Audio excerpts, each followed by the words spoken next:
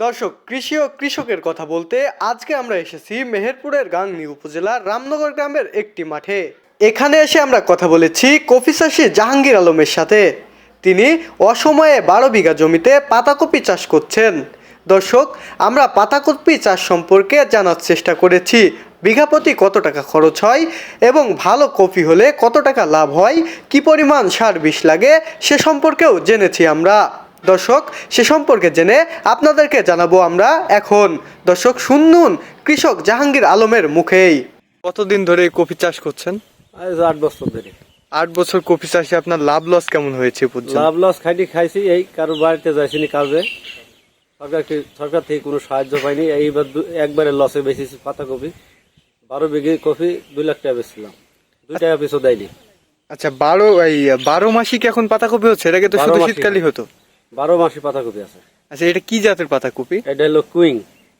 এটা কবে লাগিয়েছিলেন? এটা লাগানো হয়েছে আপনার 45 দিন হয়েছে লাগাইনি। আর কতদিনের মধ্যে বিক্রি করার? 45 দিন থাকবে। মোট 90 দিন। 90 দিন।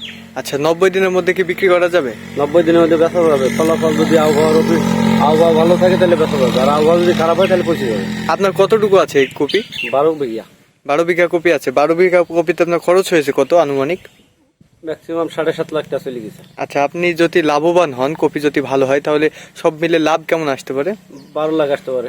12 লাখ টাকা আসবে। আচ্ছা, আপনি এই পর্যন্ত এই কপিতে আসলে সার, সেচ, বিষ এগুলা কেমন লাগে?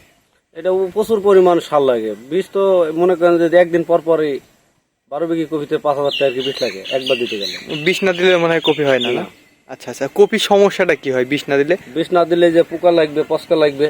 আচ্ছা, এই জন্য কি বিষ দিতে হয়, তাই তো? জি। আচ্ছা, ঠিক আছে। দর্শক, কৃষি ও কৃষকের কথা শুনতে এবং কৃষি বিষয়ক ভিডিও পেতে আমাদের সঙ্গেই থাকুন এবং আমাদের পেজটিতে ফলো, লাইক ও কমেন্ট দিয়ে আমাদেরকে সহযোগিতা করুন।